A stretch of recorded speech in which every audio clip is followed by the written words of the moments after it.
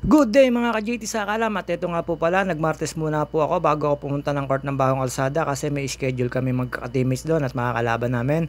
Bitanya versus Pansol mga ka-JT, at shoutout nga pala kay Pinsang Kadyo, pagaling ka na para makalaro tayo, at kay Sir Gilbert Aguirre at sa misis niya, shoutout po sa inyo sa pamilya Aguirre. At kay Edwin Inolba, kay Pari Lolong, kay Wilbic Abalos, kay Soiti Manalo, Elvis Lagaya Puwa, Jason Membrot, yun po mga ka-GT, yung mga ating mga katropahan, at sa iba pong mga katropahan, pasensya na po at hindi natin babanggit dito. At kay Kian Villanueva, kay Benok Lanzanas, kay Benok, shoutout sa iyo. At ito nga po, naghahanda na po tayo para maglaro po ng basketball. May schedule po tayo sa Bagong Kalsada. Every Sunday naman po, yung mga teammates ko nakakalaban namin doon. Tapos alam niyo naman po, siyempre kailangan may practice. Kinuha ko na po yung kabayo ko, tumambay muna ako sa kanto at tinawag ko yung mga makakalaro ko mga taga-Pansol, sina Edmond, sina Jason, sina Pisan Delvin, at dumaan muna ako kay Ate Aton, kay Ate Iska, ayan. Tapos dumaan po ako sa resort namin, ayan, napakarami po naliligo, ganyan po talaga pag walang pasok at holiday. Sigurado po maraming maliligo dyan, lalo sa pahapon, libre naman po kasi walang bayad, pwede po kayong kahit sino po dyan. At nadaanan ko po dyan si Ate Lorna, at inatid po siya ni Cindy, yung anak niyang bunso. At yun nga po mga ka-JT, palabas na po tayo dito. Marami po mga customer ngayon kasi Sunday mga ka-JT, marami po mga po legend dito, mga nag-aabang dyan. Sa mga maliligo po, legit po legend po yung mga nag-aabang na yan, wag po kayo matakot. Hahanap po kayo nila ng bakanting resort, depende naman po. At pwede naman po sa internet, pwede rin po dito sa personal, para makapag-inquire. Meron kasi mga agent na may internet mga ka-JT, mga legal po yan. Mga legit agent po yan, mga nakikita nyo po yung nakatambay na yan. May syempre palabas po tayo, medyo mahaba po ang traffic, gwapo ng Sunday ngayon, pa-summer na at pamahal na araw mga ka-GT, kaya medyo marami na po mga maliligot customer dito sa amin na magbabakasyon. At yun nga po ay syempre capital po ng resort ang Calamba City, particular po sa Pansol. Ayan po yung mga kilalang mga resort. At ito po mga ka-GT, palabas na po tayo dyan. Nag-aantay lang po ako ng oras at sisibat na po tayo papuntang Bagong Kalsada Court. At yan pa, inabot natin ng traffic mga ka-GT. At syempre, shoutout kay Master Ambin, kay Ninong Arnel, kay Master Eldon, kay Ming, kay Beng, sa mga nakakasapi namin, kay Norman, at yung mga nakalaban namin. Yun nga po, syempre, Pansol versus Betania. At yung mga kabataan, sina Jello, yung mga pinsanin niya, at saka po, ayan, si Pinsan Oyen. Nakita nyo naman po yung bagong motor ng Pinsan Oyen ko, hindi ko pa nakilala. Kung di pa makakilala sa mukha, at ayan po yung bago niyang motor, pinalit dun sa kanyang bagong bili. At ito po si Master Rombin, ninabutan ako ng bola, nalaglag yung bola dyan. Tapos ayan, si Ninong po. Ayan, shoutout Ninong! Nakita nyo na po yan, pag naglalaro po yan, kasi Ming, ngayon po si Ming nakita nyo. Pag naglalaro po yan, lagi po may chocolate yan, si Ninong. Lagi po akong nadikit dyan. At yung nga po, binalikan ko yung motor ni Pinsan Oyen, napaagarang motor ni Pinsan Oyen, tapos nilayo ko yung motor ko. At yan, nagbihis na po kami, syempre mga ka-JT. Malapit na po magpasan yung ilaw niyan. At si Master Eldon, wala pa po dyan. At syempre, papakit po tayo. At yun, si JT Sakalam, bagong gupit. At yun nga po mga ka-JT, sapatos na po tayo kasi nagdadatingan na po yung mga player at kalaban natin, mga kasakalam JT. At may napag-usapan kaming tao dyan na napakabait na tao. Kaya lang po syempre, hindi ko na po babanggitin. Napagchismisan po namin dyan. Tapos naka-jersey po si Pinsan Oyen, MVP. At yun nga po mga ka-JT, syempre hindi po siya dyan mga ka-JT dahil lumalaki na raw po siya. At yun nga po, at wala po tayong mga dyan, at basketball lang po tayo, papawes. Nakailan laro rin po ako dyan, 2 kalahati mga ka-JT, kaya medyo masakit sa tuhod na. Syempre mga kabataan, hindi mananakit ang tuhod, mga kagaya namin may edad na, alam nyo na. At kakamingan, sinasalihan namin, balik tanaw na, going to Arthritis League mga ka-JT. At wala po dyan si Jeffrey Piliosas at saka si Jeff Arsita at saka si Arante Dimas, hindi ko po alam, parang star player siya sa liga ngayon sa pilota. Mayroon po kasi liga doon. At yun nga po mga ka-JT, nagdatingan na po yung mga kalaban namin dyan at mga kasapi namin. At yung mga taga-Pansol, medyo na-late dyan kasi kulang daw po sila sa player, pero nakompleto po sila mga ka-JT. At yun nga po, naging kalaban ko po sila kasi kulang po yung player ng kabila, yung mga ka-teammates ko. Tapos yun, nag-rumble na lang kami at nag-last game pa kami. Medyo nakakapagod po talaga pagka sa gabi ka naglalaro mga ka-JT. Iba po yung laro sa umaga, iba po yung laro sa gabi kasi sa gabi po medyo nakakapagod po talaga lalo pagka dalawang sunod at napahinga pa kami dyan. Hindi naman po mga highlighted yung mga laro namin, basta larong 5 lang po kami diyan, papawis. Tapos yung siyempre kalimitan naman po sa mga edad namin, kailangan na rin po namin magano kaysa mag-stock yung mga join namin mga ka-GT. Basta kalimitan po diyan, Bagong Kalsada every Sunday. Pag chinat po ako ng aking mga ka-teammates, si Master Ombin, sure po 'yon na may laro po kami. At dun nga po mga ka-GT, babayad lang po kami dyan ng mga pang-ilaw namin. Minsan 50-50 lang. Tapos basta hindi naman po magrereklamo si Master Eldon. Tapos ayan, flex ko lang yung kulay ko red na medyas. Hindi ko po alam kung bakit nagre-red ako. At si Master Eldon dumating na. At sinimulan na po namin ang laban namin. At syempre mga ka-GT, nagpa-practice na po si Naninong. Ayan po, medyo malabo po kasi yung camera natin pagka malakas ang ilaw. Pero hindi naman po mga ka-GT. Ayan, practice lang po kami dyan. Nag-aantay lang po kami ng ka-player. Medyo natagalan po yung mga kabataan na yan. Nakita nyo naman po yan. Ayan, malakas maglaro yan. Lakas mga labaw niyan. Siyempre, kabataan pa po yan, mga ka-JT. Lagi po namin napapanood yan. Pero hindi kami pwede sumabay sa kanila kasi po, iba yung laruan nila. Sa laruan namin, yung laruan namin ay medyo mabagal na sila. Talaga namang pandikdikan pa. At yan, si Master Rombin, si Ninong, si Master Eldon, si Ming, si Beng. Tapos ayan po, si Master Rombin, nagme-medyas at may mekos-mekos pa. Antipano, excuse me po, ayan mga kabataan po ng Bitanya, ayan, mababait po yan, mga player na yan, lalakas po lumundag niya mayan, ayan, nakita nyo na po yan, si Jello po, ayan, ni Master Eldon. Pagkatapos po namin makadalawang laro at naglaro po sila, at kulang po sila sa player, hindi ko po alam bakit di dumating yung look na lagi nilang kalaban mga ka-JT. At yun nga po, magsisimula na po ang laban na yan. Kala nyo mga professional kami, pero hindi naman po, pang limahan lang at pagka pang barangay league lang at yung baliktanaw league. Mga ka-JT, iba rin po pagka napapractice po tayo, iba po kasi yung may practice, iba rin po yung hindi nakakapaglaro. Iba po yung pulso ng malimit maglaro at magpractice. At yun nga po, syempre, buti na lang, meron kaming laro sa tuwing umaga. At every Sunday, meron pong laro rito. Nakita nyo naman po, bagong gupit ang ating bida, si JT Sakalam, mga ka-JT. Lahat po ng mga kabataan dyan sa Bitanya na hindi namin ka-level ang laro kasi puro sila kabataan. Mababait po yung mga yun lumaro. Wala po ako masasabi doon. Lagi po rin sila naglalaro ng walang pustahan. After namin ng baliktanaw, first game kami, tapos sila naman, tapos kami uli. Ganun naman po lagi yung sistemahan. Lagi po kami nauna baliktanaw mga ka-JT.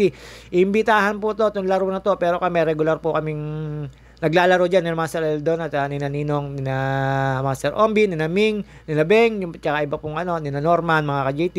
Wala naman po tayong pinaghahandaan liga, pero syempre kailangan din po ma-practice at sasali lang din po kami sa SK League ng Pansol mga ka-JT dito po sa Bagong Kalsada. Nakailang beses na po silang champion na malakas po team nila dito. Wala pa po dyan yung ibang ka-teammates nila syempre mga ka-JT sa Pansol po. Medyo nagkukulang-kulang din kami pero malakas na rin po yung team namin.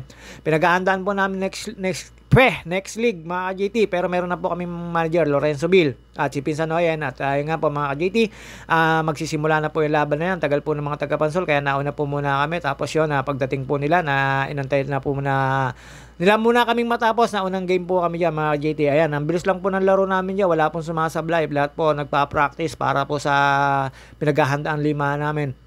Lima ng tawag pagka yung laro-larong laro-larong papawis lang po, pustahan ng konti. Ay mga ka-GT, syempre lapit lang po tayo sa camera, kausap din po sa mga teammates at kalokohan ni Master Edom. Wala po dyan si Jeff Arcita at si Jeff Pilosas, yung super layup mga ka-JT at si Tirang Taga. Kaya nga po, nagkukwento na kami ni Pinsan Oyen dyan. At yun, napapagkwento namin yung motor niyang bago. At mga ka-JT, nakita nyo naman po, sabi sa akin ni Pinsan Oyen, nananakit na raw yung mga kanyang binti. At syempre mga ka-JT, hindi na rin po sanay yan. Lagi lang din pong nagbibusiness yan. Nagmumotor mga kasakalam. At yun nga po, kwentuhan lang po kami ng kwentuhan dyan. Tapos napagkwentuhan namin kung saan kami sasali ng liga. Hindi ko kami sumali sa pilota. Sayang po magiging jersey namin kasi sa SK League wala pong entrance. Tapos very po yung court. Pero napakaganda rin naman po talaga ng liga sa pilota. Kaya lang po hindi ayaw po ng manager namin na sumali sa ligang pilota. At kahit pwede pa yung team namin, ang gusto syempre doon na po sa SK League para medyo maganda-ganda at yung laro niya. At yun nga po mga ka-JT, puno na rin po yung liga ng pilota kaya hindi rin po kami nakasali doon. At saka mga ka-JT, syempre medyo feeling star player. At hindi lang din po kami umabot talaga sa liga ng pilota. Pero nagsisimula na po ang ligang pilota. Doon po MVP si Master Arante Dimas, yun po ang kinatatakutan doon, yung mga larong pang Alvin Patrimonio.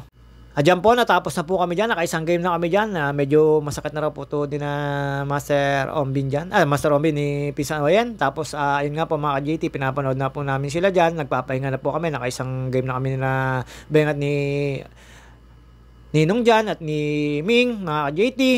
At yun nga po, nakatapos na kami dyan at sina Edom naman na naglalaro. Pansol naman po ang kalaban, pero siyempre napakadikdigan din po ng laban nila, balikatan po. At yun nga po, sabi ni Enrico Gasapos, hindi raw po siya makaisa kina binabantayan niya na po si Eldon. Ang hirap bantayan kasi ni Eldon, ang laro kasi ni Eldon Tantang, talagang pass break tapos shooting. Huwag mo bibigyan ng perimeter, naku po, kakain at lalamunin ng depensa mo. Ayan, nagkakatawanan na po kami dyan mga ka-JT. At yun, nilapitan ko po sila, nakita nyo naman po, Pansol versus Betania po yan, si Master Eldon, napakalakas po na resistensya yan. Ayan, si Edmond, sila po naglalaro. Nakikita nyo po yung highlights na yan. May kasama silang import, si Yo-Yo, si Gabi Espinas. Ayan, nakita nyo naman po si Gabi Espinas, si Eugene. Nakita nyo naman, pandayo ang laro. Nagpa-private lang daw po yan. Hinila nila. May dalaw pong customer yan. Ayan, si Ninong. Nakita nyo naman po, takbuhan lang ng takbuhan. Ayan po yung laro nila mga ka-JT. Ayan si Edmond po. May highlights po. Nakita nyo naman po na lumi-up mga ka-JT. Ayan po yung laro namin dito. Tapos siyempre masaya rin po ako na nakapaglaro mga taga-Pansol dito. Kasi po talagang bantayan dito. Hindi kagaya sa umaga. Iba po yung laro sa gabi mga ka-JT. At yun nga, masaya po tayo nakakapaglaro dito. At lagi po tayo na-invite. At yun nga, napakaganda po ng court dito. Kahit po naulan at nabagyo, pwede po maglaro dito. Ayan, pangalawang laro na po yan, sinapi sa Elmer. At alam niyo naman po, sinapi sa Delvin. Takbuhan po ng takbuhan dyan. At yun nga po, kala nila, last na sila. Pero nahabol pa rin po nila Eldon mga ka-JT. At yun nga po, pass break po lagi ang laro niya. Dalawang sunod yan. Nakatatlong sunod po silang laro dyan. Tapos huling laro, kami po yung lumaro. At medyo nanalo naman. Ang ganda po ng assist ni Master Eldon sa akin.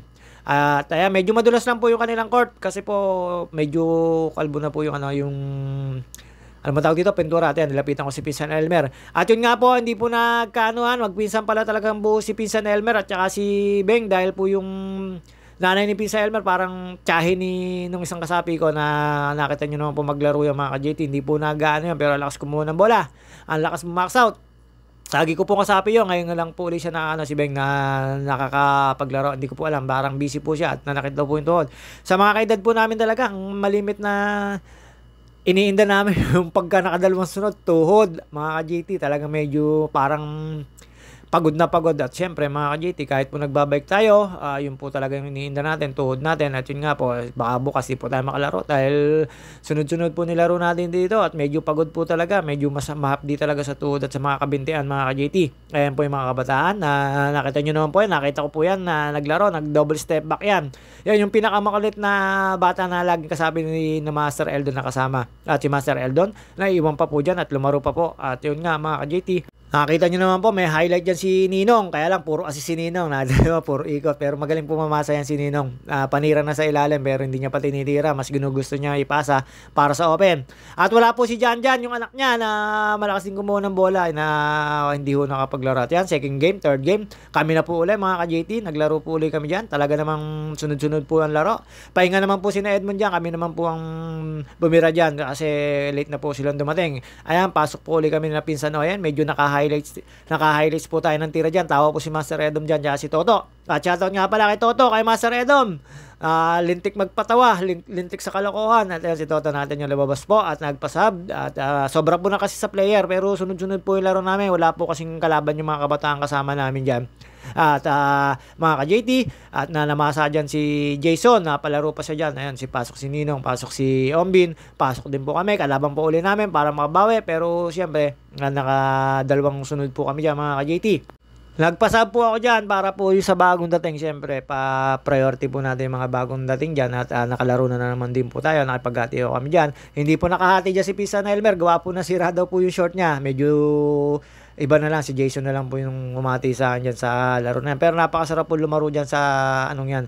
Buti nga ngayon po, hindi malamig. Talagang hindi pa gaanan yung tuhod nyo. At yan, highlights lang po tayo dyan mga ka-JT. Nakita nyo naman po, amin ang bola. Pero napakasarap po lumaro dyan sa Bagong Kalsada. Sa susunod po, ang Pansol, may cover na yan mga ka-JT. Pero syempre, hindi pa rin tayo aalis dito pagkalinggo po sa mga teammates ko na lagi may schedule.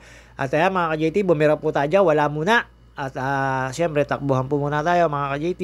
At yun nga po, nagtatawanan po kami dyan. Tapos seryoso naman po yung laban na yan. Basta pagkalaban nyo po yan, sina Master Eldon, sigurado po ako pass break po ang pamamatay sa inyo. Kaya ayun, binabantayan po siya ni Toto at ni Enrico Gasapos. Nahihirapan na raw po siya ng bumantay at wala naman po talaga siya magawa kahit anong ano mo, diba, sa perimeter kay Master Eldon, yari kay yan. At ayan mga ka-JT, may kasama po kami dyan dalawang bata. At medyo okay naman po yung laro namin dyan. Tapos takbuhan, pawisan, talaga naman pong tagaktak ang pawis nyo dyan pagka lalo dire-diretso ang laro. At yan mga ka-JT, nakikita nyo naman po yung nasa ilalim na yun, yung mga naunang naglaro, si Edmond. Tapos yan, bigay-bigay bola lang, pesto-pesto lang. Tapos forma, highlights, atras. At yun, nakashoot na po si JT sa kalam dyan. Hindi lang po ako nakita sa camera. Talagang nag-step back, jump shot po ako dyan. Nagagawa ko po yan paminsan-minsan pagka yung napapachempo. At yan, nakita nyo na nga po si Napisa Elmer. Nasa ilalim, katatapos lang po ng laro nila. At mga ka-JT, hanggang dito na lang po muna tayo. See you on my next video. Ayan po mga kasakalam, takbuhan lang po. Ayun, nasa ilalim po si Edmond, nagpapahinga po yan. At yun nga, sumultada pa po kami dyan ng isa. Dahil wala po mga kalaban yung mga kabataan. Babuhos mga ka-JT.